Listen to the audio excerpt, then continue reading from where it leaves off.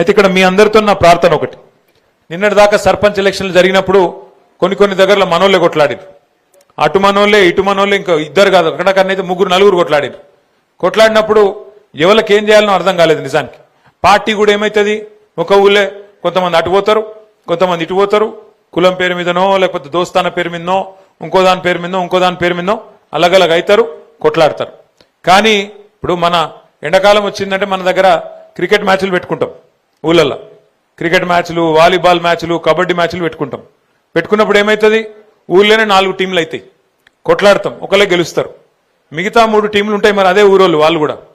కానీ గేమ్ అయిపోగానే కలిసిపోతామా లేదా, మళ్ళీ సాయంత్రం దావత్ చేసుకుంటామా లేదా?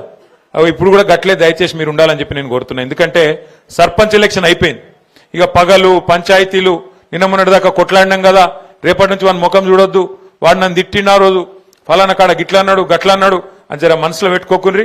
ఎందుకంటే మళ్ళీ 4 రోజులకే మళ్ళీ ఎలక్షన్లు ఉన్నాయి. ఇప్పుడు మనకు మళ్ళీ జిల్లా పరిషత్ ఉన్నది, మండల పరిషత్ ఉన్నది, ఈసారి కారు గుర్తుంటది, కేసీఆర్ గారు ఉంటారు.